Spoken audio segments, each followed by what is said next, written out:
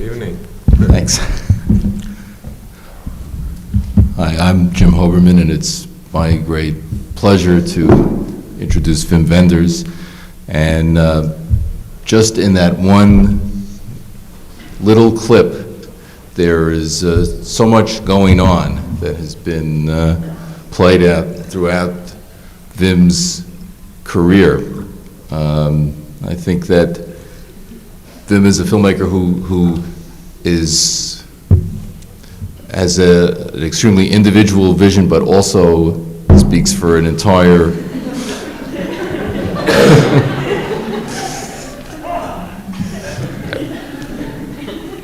Let's just start.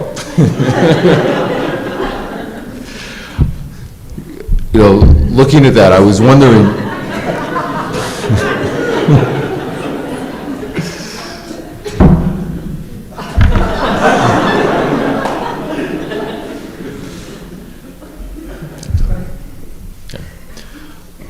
You were born in Dusseldorf right after the war ended, and looking at that, I'm wondering, what did America seem to be to you as a child? There's a short film of yours that I saw, 3 American LPs, where certain words, as in that clip, are repeated almost as if they're incantations. Mississippi, Nashville, Greyhound bus, the way that they say Tucson, Arizona. What did it seem as if America was? It was far away, and yet so close. It was everything that was fun, and anything that provided me with whatever pleasure I had when I grew up was American. Can you actually hear me? I can. Can you? Can you? Okay. It was a strange thing to grow up in post-war Germany. Can you hear me now? Because it was growing up in a place where people just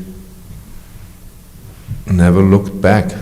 And if you're a child, you realize there's something wrong. And people just frantically looked forward. And if you're a child, you like to look back. And all the pleasures I knew were not homemade. All the pleasures I knew, comic strips and movies and music, and later on novels, they're not from this place that I lived in. So I started to long for this mythical place called America, where they had everything: cars, movies, and rock and roll. And when you quote that line from the Velvet Underground, I forget what song that is. Her life was saved by rock and roll. Yeah. How did that apply to your situation? I mean, was rock and roll something that was ubiquitous from the Army, the American Armed Forces radio, and so on? Was it apparent that when Elvis was stationed in Germany, that this was a world historic event? Oh yeah, this was a big deal.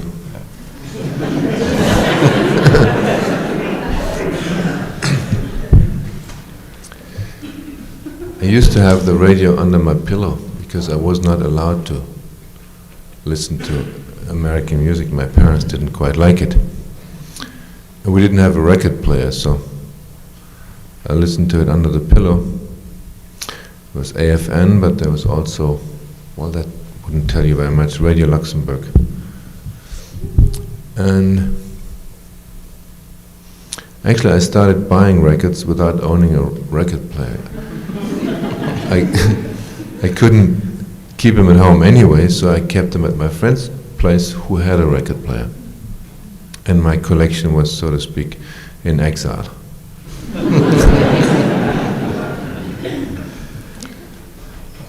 Were you a particular fan of Roy Orbison? Did something lead you to use that song in that sequence? He was always, I mean, he's every singer's favorite singer. So, yeah, I was particularly fond of Orbison, but who wasn't? Do you think if you'd chosen Pretty Woman that your career would have been changed?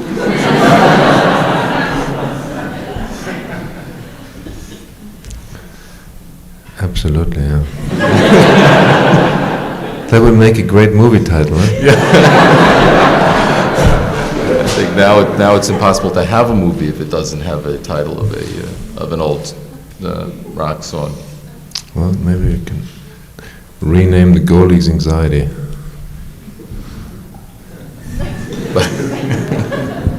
The title is not as good as Pretty Woman, huh? Yeah.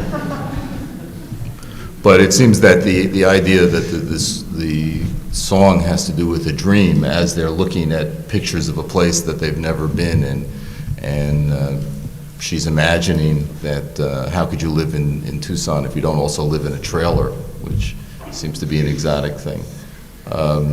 It's an appropriate choice, certainly, for that moment. And then when they go out into the courtyard, back into Germany, as it were, there's another form of music, a more kind of polite European music that they hear. I think you once said that if it wasn't for rock music, you would have been a lawyer. I guess there was a wide variety of other choices, yeah. Mm-hmm. Doctor, probably. After all. Well,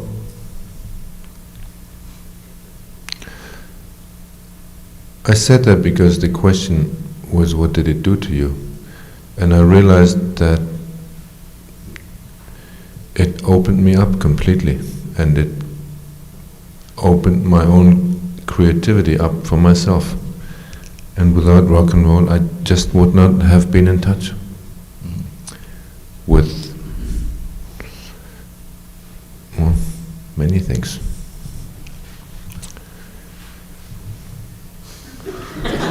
Did you ever play in a band? No. I played a lousy saxophone. And eventually I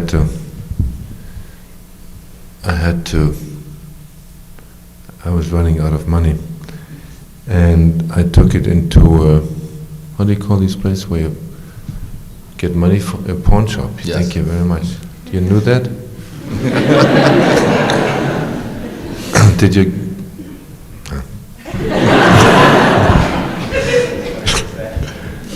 And it just that I never had the money to get it back out, so that was the end of my musical career. Yeah, it's striking that by this time rock stars in the 50s had replaced movie stars. I mean, were there any American film stars that had any of the same charisma or iconic power as the musicians did? Yeah, sure, there was Yeah. James Dean very soon.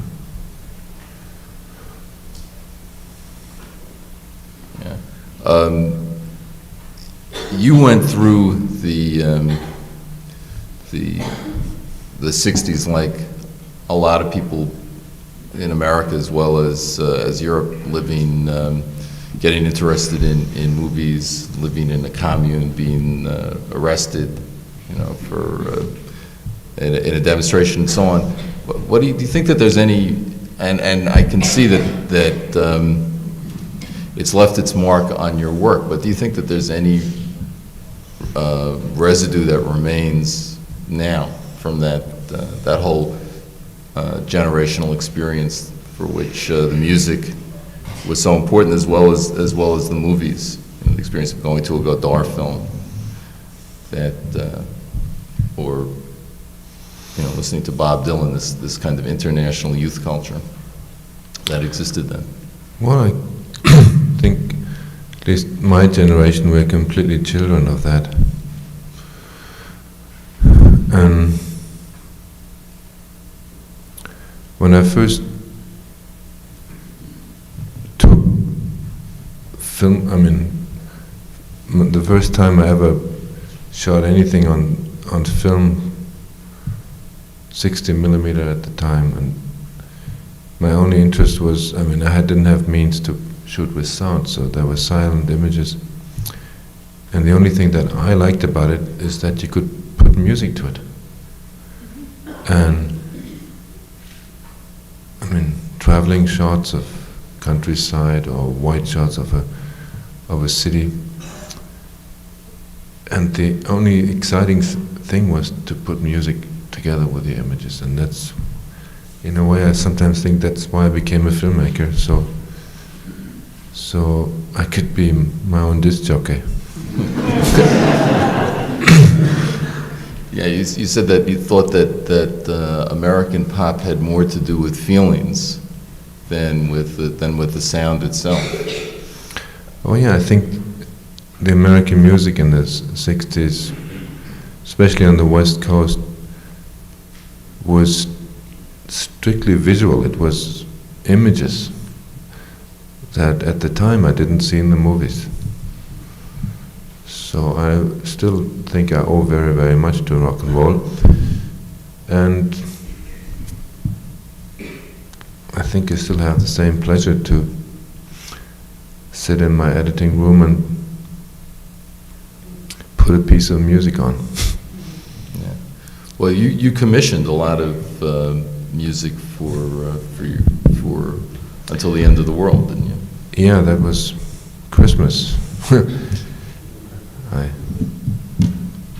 As the film took place in 1999, and as it was a road movie, we certainly needed a lot of rock and roll, and I thought it was sort of strange if we put on nostalgic music from the 80s. So I asked some of the musician friends I had if they could project themselves into the future with us, and made my Christmas list, yeah. See, now of course the music comes ready-made with images, thanks to MTV and Sky Channel and so on. But when you were starting to make films and you had a song that you wanted to illustrate, and the music came from some far-off place, what kind of images were you drawn to? What did you choose? Well, from the beginning I liked anything that had to do with cars. So I like countryside seen through a window. And I think 3 American LPs is mainly about as many driving shots, isn't it? Yeah. I have no memory of it. You must have seen it. I've seen it fairly recently, yeah. Ah. And there's a drive-in theater also. Ah, Yeah. really? A lot of Coca-Cola signs in German. I have no recollection Yeah. whatsoever. See, it struck me that at the same time that the music is so important, there's also a certain ambivalence too about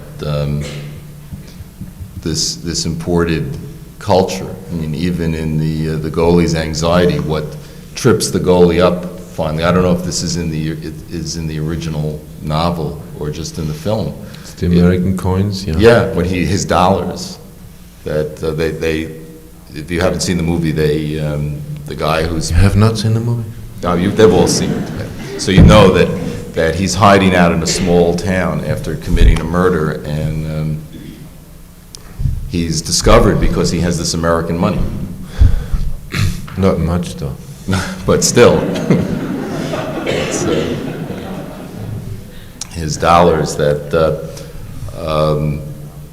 mark him. There's a famous line. It's a good line, the Yes, dollars that mark him.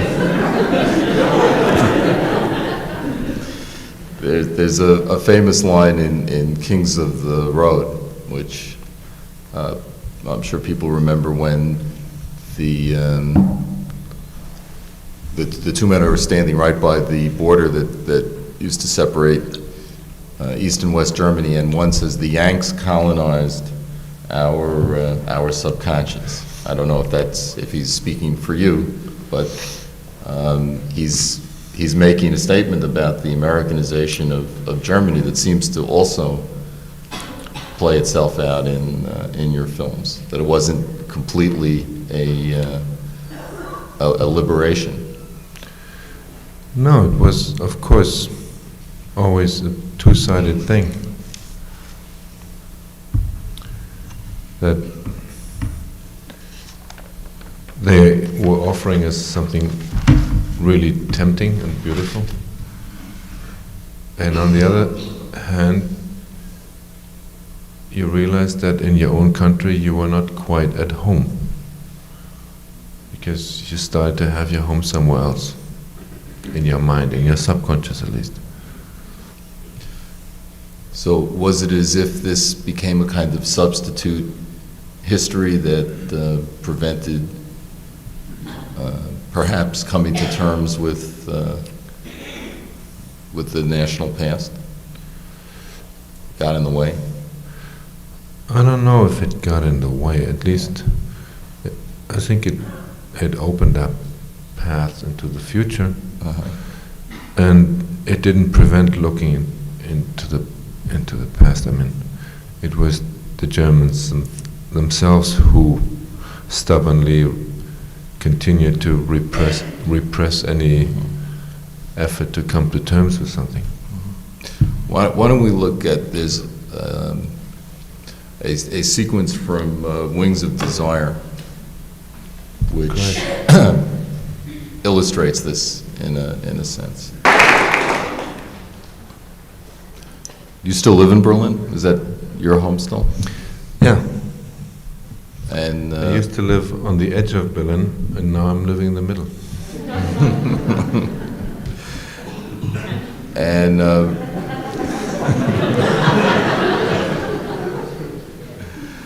yeah, well, in a way, Wings of Desire, it's only 5 years ago that was shot. 87, yeah. Yeah, but it's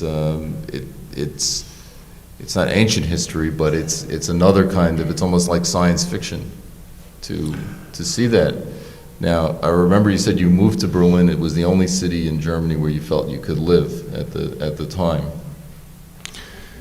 Yeah, when I decided to go back to Germany together with Paris, Texas, after the shoot, we edited the film in Germany, and I decided to also stay there.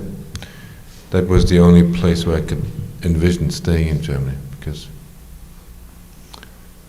it's, first of all, it's a city with a sense of humor, which is already pretty extraordinary. And then also because it is a city that, the only city in Germany that has stayed in touch with its past, and that's carrying its past almost proudly, and its wounds still. Of course, that is changing now heavily. I mean, in the last couple of years, almost all the locations where we shot at have disappeared, and the film now is truly a document more than anything else. Yeah, these extraordinary empty places which had once been the center of Berlin are now again, what's happening? Are they being developed with apartment high-risers and so on? It's Klondike. I mean, it's the gold rush. Everything is being developed. People building everywhere. Everything that's empty is quickly filled, which is a shame.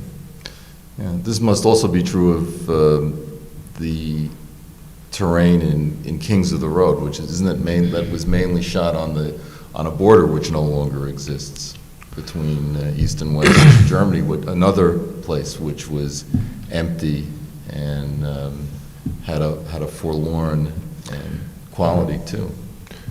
Yeah, that German border had turned into a real no man's land because young people had moved away because there's nothing much to do there. And only a few, the elder people stayed, and it was truly a whole strip that nobody even knew in Germany. It was like an unknown country inside the country. Yeah. So, did you expect this to happen in your lifetime, to see a unified Germany? In '87, when we made Wings of Desire, I think that was strictly science fiction. And at the time we wrote it into a scene for Until the End of the World for 1999, and I thought that was daring. I thought it was true science fiction, that the wall was going to go in 1999. We had a lot of scenes involved. And then we, of course, sort of gladly had to change the script because history had overtaken us. And how do you think this will affect your own films, given that in the two most ambitious films that you made in Germany, you deal with this kind of inscription Ambitious? of the past? Ambitious? Ambitious. Well, they're my two favorites of your films, that both deal with this unique quality that Germany had, being a divided country with an almost arbitrary border that was shocking to see, in the kind of particular isolation that West Berlin had. It wasn't like any other city really that I can think of in the world. I mean, West Berlin was as unique in its way as Venice, except that it had the wall instead of canals. Actually, Berlin has more canals than Venice. And the city is very proud of the fact that it has more bridges and more canals than Venice. Well, maybe that will be the, introduce some gondolas. But Hey, I have to write that down. But as a Gondolas. Mr. Wenders, can I ask you a question? You ended it. we're going to save the questions till after. Just, let's make it an exception, okay? Wings of Desire as being a documentary, but I think that last expert that we saw states how well each of us has our own individual walls, and in every city, it seems like people are clear where their neighborhood is, where their neighborhood isn't. That's particularly true of major American cities, New York, Los Angeles. So the theme of divided city, I don't think, will ever die in that sense. One of the strengths I always thought about Wings of Desire, and the thing that just blew me away when I saw it, was how well it showed the mental life impressionistically of a major city, with the angels listening in on the mental dialogues that the characters were having. And I was just blown away by it. I thought it was absolutely fantastic.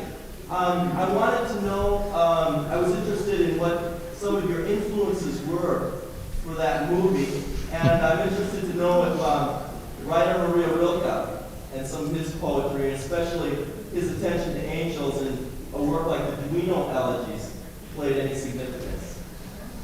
Yes.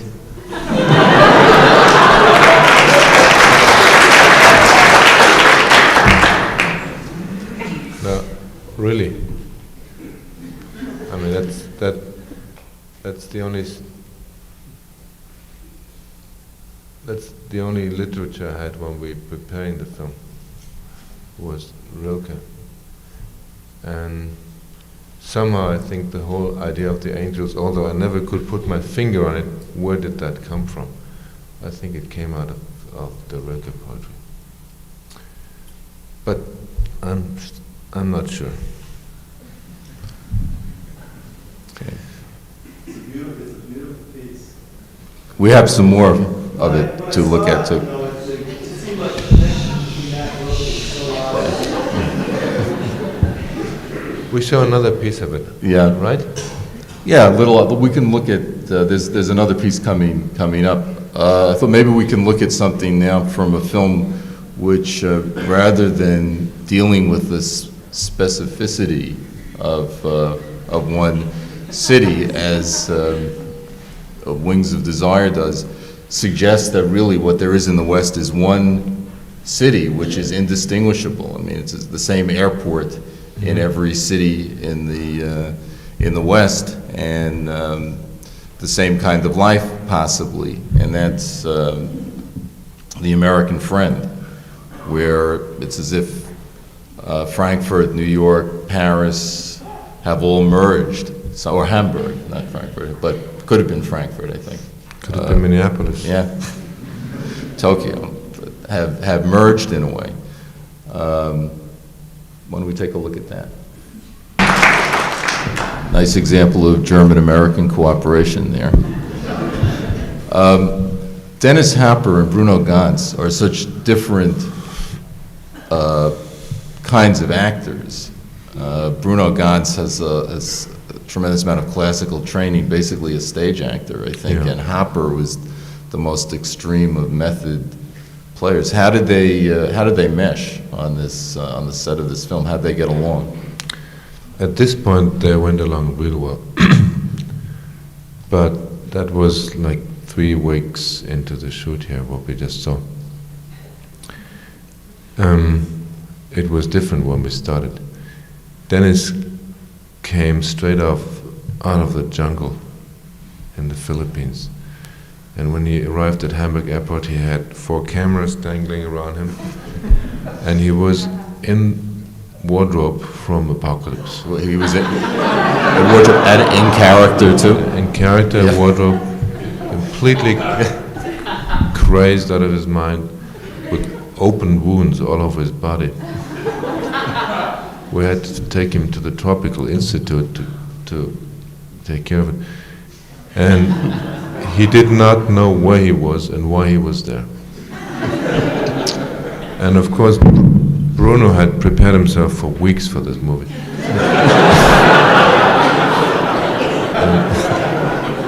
and Bruno knew each gesture, every move, he knew everything.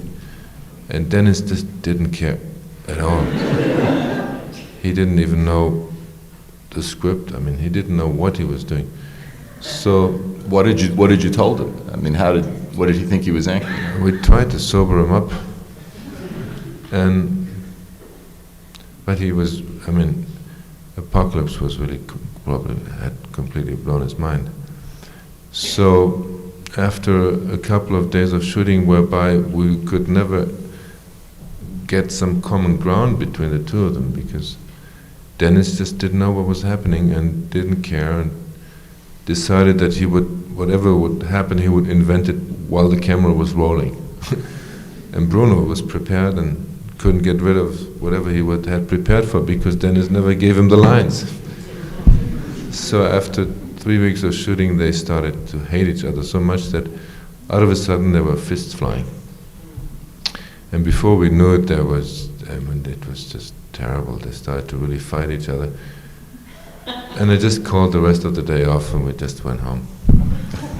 And the two of them disappeared together, and they showed up in the morning completely drunk.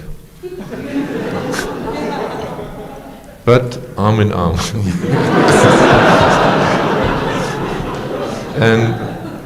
And from then on, Dennis would always come and say, "Hey, can I have my pages for tomorrow?" And he would start preparing, and Bruno would say, "Oh no, I don't need it."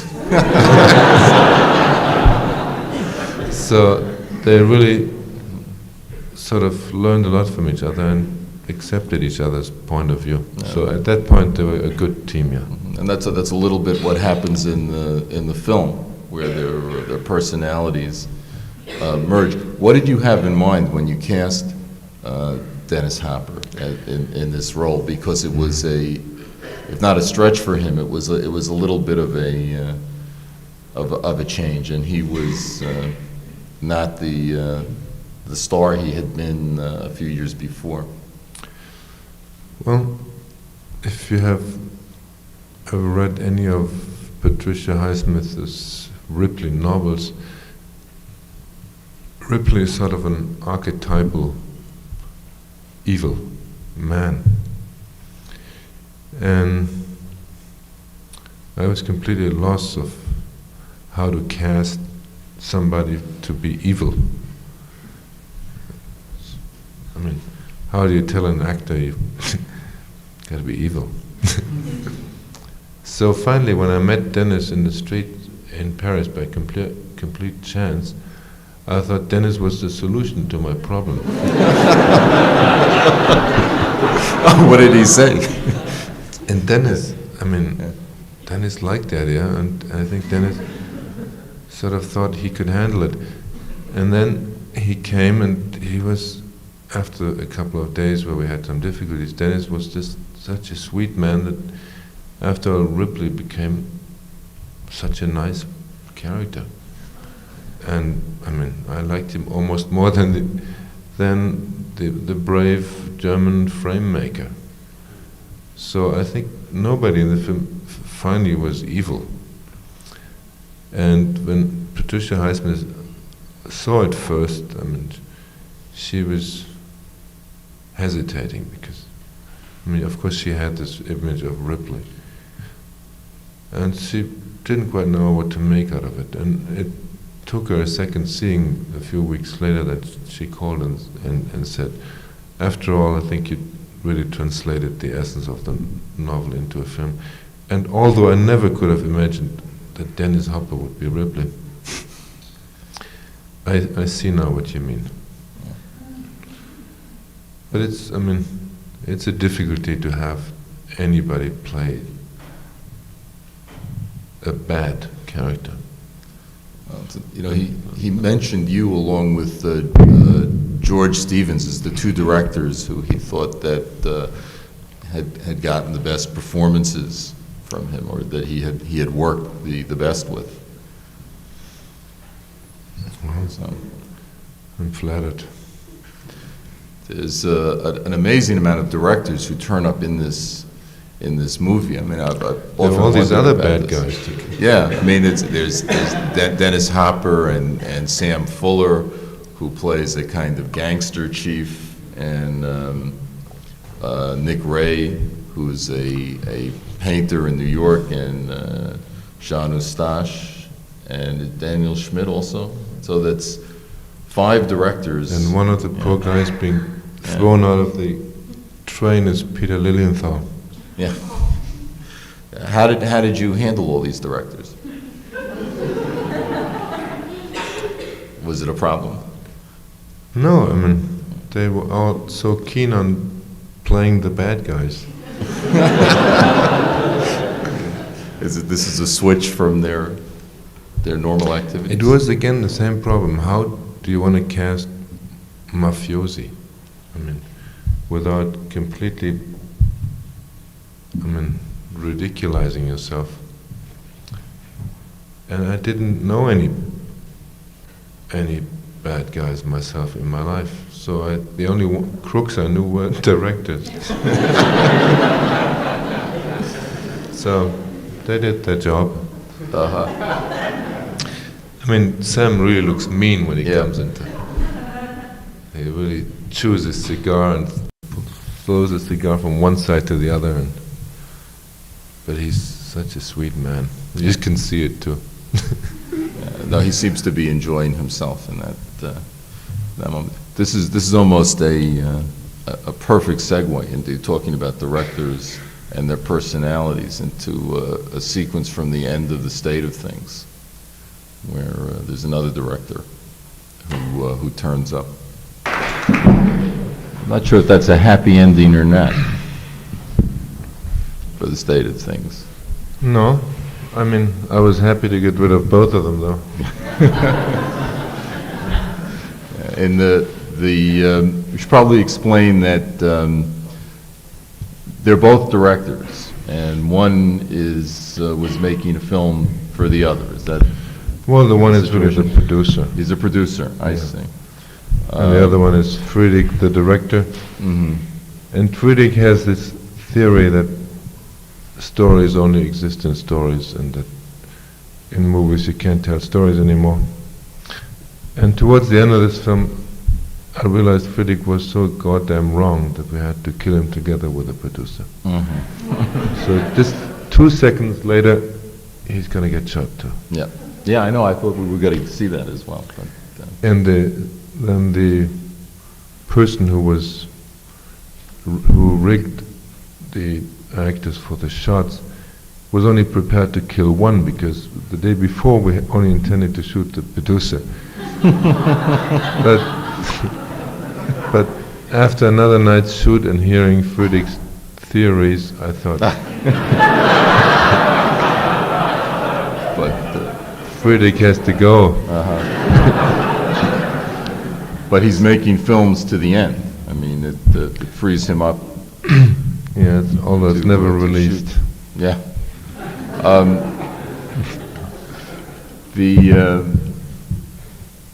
The portrait of the producer in his van is so vivid, and do you think that there's this element of megalomania and control? It seems inherent, really, in the process of making films, particularly big productions. I mean, that go with the territory that you have to want to impose your will on large numbers of people, not to mention time and space.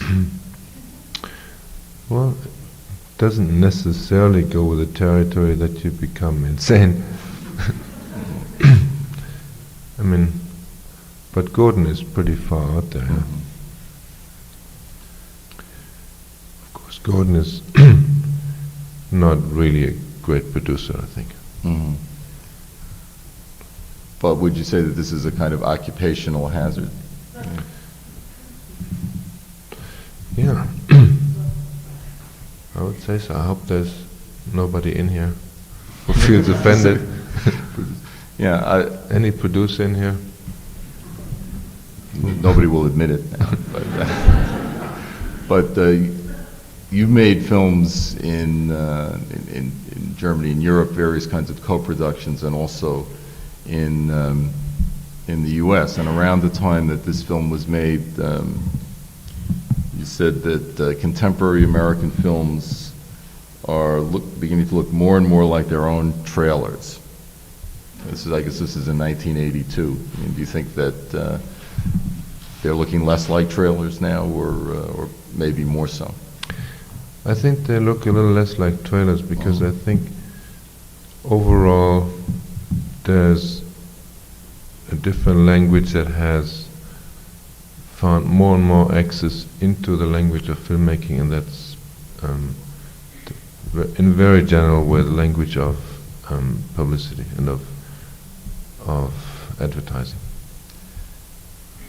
Yeah, but I'm wondering if it's almost impossible now to distinguish the experience of looking at a movie from the experience of having a movie pre-sold, of having it shown to you in pieces on television and then reported on as news on television and discussed, and so on, and always being aware of the tremendous outlay of capital that every movie involves. You have to root for it to either make its money back and more, or if you don't like it, root for it to lose its money and bankrupt a studio, and so on. So it seems to me that there were certainly intimations that you came away from Hollywood with intimations that this was the case. I guess so, yeah. I mean, I just couldn't get used to the idea that filmmaking in the first place was seen as an investment. And I mean, and I cannot help but maintaining that it is in the first place a form of communication. I wouldn't say art, because that doesn't apply sometimes. And because there's so much else involved, and there's so much craft, and art is and the word art movie in a way, I think is so misleading, so I'd rather keep the whole term art out. But communication and expression, it's a form of expression. And it's not in America, it's only in the second or third degree it's a form of expression, but first of all it's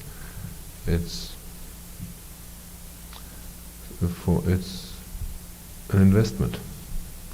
And it's difficult for me to get that order straight. Mm-hmm.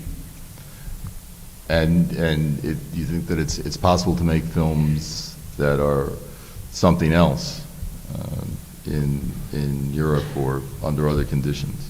I think it is possible. I mean, even in America it's possible. I mean, there's people making movies here who have a different perspective. And sometimes, I mean, even, especially these days, I feel that eventually we should even stop engraving these categories, American movies, European movies, even further.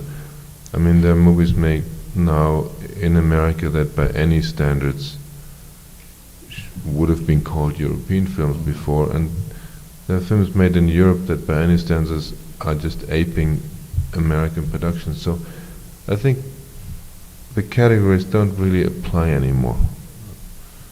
And if I see Jim's films or Adam Egoyan, or I mean, there's lots of filmmakers in America who have set a different, what do you call that? Who have different standard. Mm-hmm. Have you had it with America though as a location or as a place to make movies? You made 4 or 5 films consecutively here in the 1980s, and then well, we shot a piece of Until the End of the World here in San Francisco, and I think I would gladly continue working and shooting in America, but only under the condition that I'd be as much in control as I can be in a European film. And in America, I mean, an American production, that is out of the question. I mean, it's a very few extremely privileged people who really control each and every step of the process. And even they, you start to ask if they haven't interiorized so much of the industry that they're, so to speak, self-censored.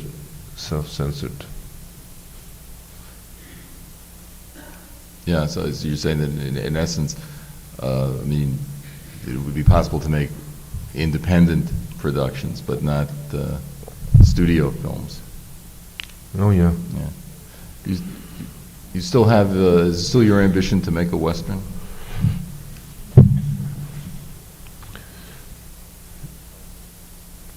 Yeah, Studio, very much so. Yeah? Very much so. I mean, I once started writing one together with a woman from New York called Jane Kramer. It was about the only strike, the only cowboy strike ever. Actually, there was a strike. Yeah. They didn't even know the word for it. They didn't know it was called strike, what they were doing, but everything they did was a strike. And none of them survived it. They all got killed. Where was this? In the Panhandle, Mm. in Texas. And it was a great story, but it was difficult at the time to even think about making a Western, because times are changing. Yeah, well, I don't think there's ever been a Western, I may be wrong, that had had a labor point of view, but because They never tried it again. yeah, nobody ever. Well, yeah, I mean, nobody in a Western. It's odd how people make a living. Also, they have a lot of time to hang out. But it seems to me that there are now, for the first time, a number of crypto westerns that are being made. I was curious, what did you see Thelma and Louise? Not yet, no. Okay, or City Slickers? I've seen so many pieces of it on television. Yeah, airplanes. I've seen half of it on a plane, yeah. Yeah, yeah.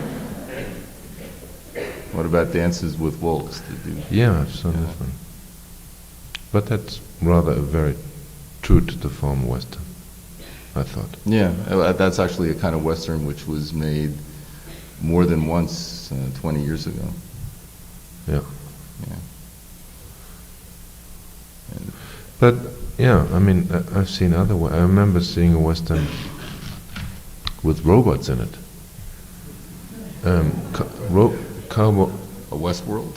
yeah. With Yul Brynner, yeah. Yeah. Yeah. Robot Well, cowboys. It's actually the same plot as City Slickers in a way. It's just, that in Westworld they go to a theme park, a Western theme park, instead of treating the West as if it was itself a kind of theme park. The difficulty probably is making a Western today is just that you just have all these traps set out. You just fall into each. I mean, you just risk to fall into each and every one of these traps, because it's so difficult today to make a genre film and not continuously get trapped. You mean not repeat something which is, Yeah, has become I a mean, just cliche? Out of a sudden, you're not dealing with a story anymore, but just with everything that everybody knows already, and with all the other westerns. So I'd be scared to do western, but on the other hand, with that story of a strike, I thought, Yeah, that hasn't been done. Yeah. I mean, are there any movies that you've seen on airplanes or otherwise that came out of Hollywood that you don't feel are repeating formulas which have been developed and ossified? it's not only on airplanes that I see Yeah. movies. No, I know.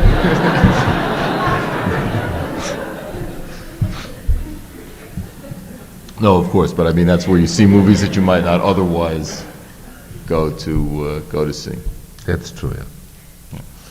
and where you can't avoid it. I mean, you're there. I saw, what was that film again? I saw it 5 times because I just took lots of flights. Three Men and a Baby or something like that. Yeah. I knew it by heart. It was like I had directed it myself. I knew each and every cut. So you get, I mean, it's healthy sometimes. Well, You get to see the other movies. so there's no one movie in particular that you've been favorably impressed by recently? Sure, I mean, just saw A Night on Earth, Jim, Jim Jarmusch's film. and seen The Adjuster. Do you know that one? The Adam McGuigan. Yeah. It's a Canadian. It's not really American, isn't it? Yeah, and it's a different setup because Yeah. I think Canada will probably be the last country on Earth now that's going to have a subsidized film industry, since there's that won't exist anymore in Eastern Europe. So he's able to. I mean, he's free of certain commercial constraints. I like Sean Penn's film. Yeah, that had aspects of a Western also, Yeah. I think. Yeah. We can leave even talking about Hollywood and look at another sequence from Wings of Desire, which has to do with that when an angel falls to earth. And why don't we roll that? Those are his wings that fall? No, the armor. The wings disappeared. disappeared. Yeah. And of course, Didn't you know that they come with their armor and without the wings? well, I know it now. And that landscape has disappeared. This is Also- around the corner from where I live, Yeah. and this is now I mean, of course, the wall is gone, but that whole area is now a tent city of all sorts of squatters who were squatting on that no man's land of the wall, because it's not quite clear who owns that land, so nobody can really throw them away. So they're living there in circus cars and tents, and police cannot really take them away because there's a question about the ownership of that land where the wall used to be. Yeah.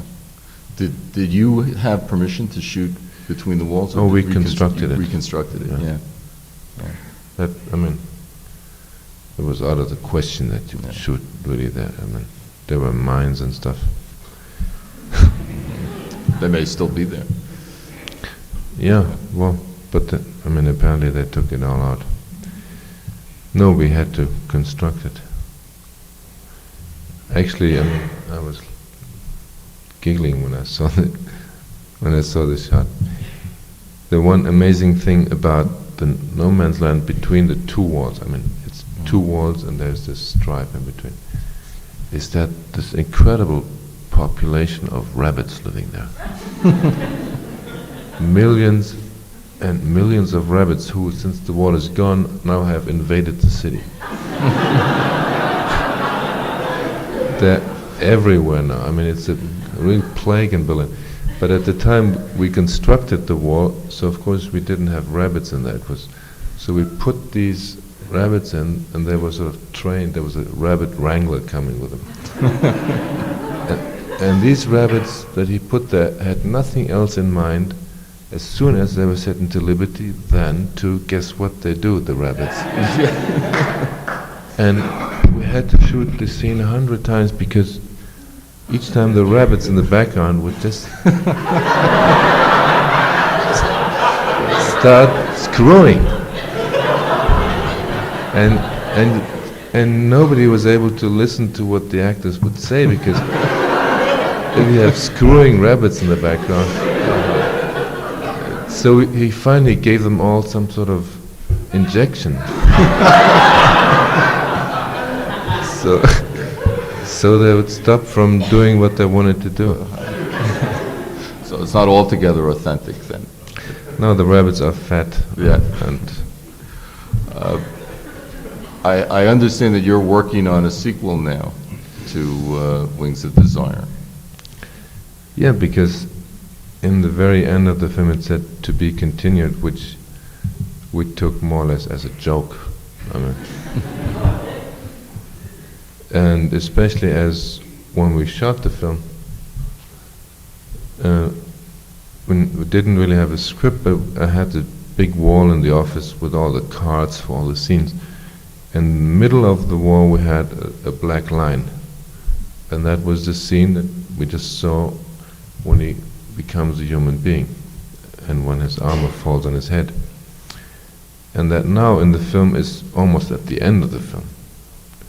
And we always intended it to be the middle, and then we had a whole second, lots of scenes about what would happen when he was alive. And also the other angel would then join him. And we never got to do it because after 6 weeks of shooting, we had just barely gotten him to the point where he would become alive. And so we never shot anything of our intended second half. So that's why I promised Otto Sander, who was the leftover angel, that eventually we would get him out of there. So he'll get to be human too. But it was more of a joke, and now because everything that happened, we realized it was really now or never that he would join his friends. So we would shoot this spring. Also in Berlin? Yeah, in some of the same places, although they have nothing in common anymore. Yeah. And Peter Handke is also working on the film? Peter would shoot a film of his own at the same time, so he won't help me. Uh-huh. Peter will. He made a film called The Left-Handed Woman, which was unfortunately never really shown in America. It got a brief release. Just and that's a beautiful film. Yeah. And he will now make another film called The Absence after a novel of his. Uh-huh. So you're writing the script by yourself? What little script there will be, yeah. Mm-hmm. Because we wanted to be really dealing with the everyday reality and the street life of Berlin, so we will improvise a lot of it. Mm-hmm. But who knows? I mean, maybe I'll write something. You've been preoccupied over the years with the fact that cinema might be coming to an end if it hasn't already. It's a theme in Kings of the Road, and in some other films you spoke about the disease of images. I'm not sure if that's connected to if the images themselves are fatally ill, or whether it's something that's inherent. But you made a movie which I don't think was shown here, although it's very interesting. I don't know even know if it has an American distributor. Room 666. Was it? Okay. As part of this series? No. Yeah. It's Shown several years ago yeah. here. Okay. So nobody knows it. But maybe some people do. Where you asked various directors who were at the Cannes Film Festival whether they thought that there was any future really in what they were doing, and got some very interesting answers. And I thought I would ask you the same thing. There's a. That's not fair. I'll read what you the context that you gave, and you can answer or not. More and more films look like they've been made for television in terms of lighting, framing, pacing. It seems that for the greater part of the world, television aesthetics have completely replaced movie aesthetics. A great number of films refer to other movies instead of referring to any reality outside itself, as if life couldn't provide stories anymore. Fewer movies are made. There is a tendency towards more sensational super productions at the expense of little films. Many films become instantly available on video, and this market is exploding. People are watching cassettes at home instead of going to a theater. And then the question, the cinema, is it a language about to get lost, an art about to die? I think at the time I was much more pessimistic about movies than now, and I think when we made State of Things, or a couple of years later, Room 666, I would not have imagined that the cinema worldwide had such a second wind as it has now, and is so much alive and so varied and so rich as it appears now. Mm-hmm. Well, it seems that you've also become interested in a kind of amalgam of film and video, that the technology may be adding something as well as subtracting. Yeah, I stopped thinking of it as just the enemy, which was my attitude in the beginning. And when I used it with Nicholas Ray in Lightning Over Water, I looked at it strictly as the cancer inside the film. And I've started looking at it differently. First of all, because I realized there were people out there who made really beautiful work on video.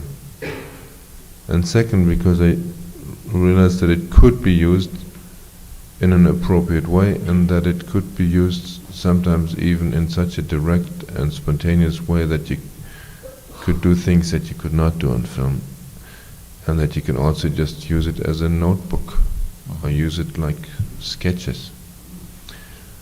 So through the last couple of films, I think I've not become a friend of electronic images, but I've started to get used to the fact that they'll be around and that they eventually will also substitute the photographic image, and that it might be better to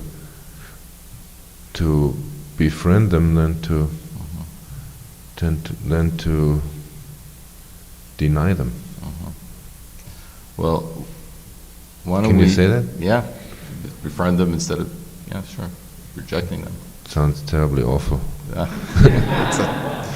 Why don't we look at a remarkable sequence which uses video, although it seems to me that there's a kind of ambivalence in Until the End of the World also in the use of video. But in any case, it Oh yeah, it we'll certainly, talk about that after. yeah, it doesn't look like anything else that's been on film.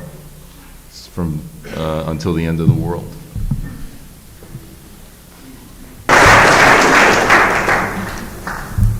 I don't know if it comes through entirely in that clip, but certainly in the movie, there's a degree of, it's a mixed blessing, to say the least, when people are able to record their own dreams, which of course is one thing that movies have been said to do as well.